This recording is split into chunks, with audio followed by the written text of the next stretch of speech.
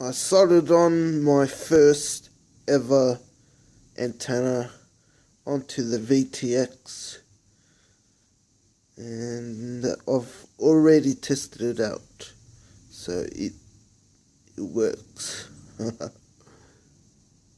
It works quite well, and I'm happy because now I can fit everything into the Atom 122 and without making any modifications to its size of the frame, like just using all the original parts as it was intended by the designers. So yeah, quite happy with the end results, although it could be a bit more neater. But if it works, then it works. I'm happy.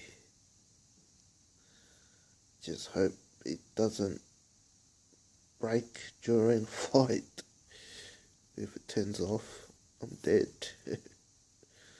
But no, I've already tested it. Works fine. 10 minutes.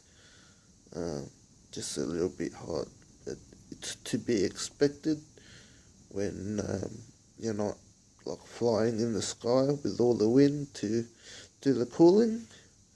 So it's quite normal for it to get hot. And yeah, I just wanted to share this moment with you all.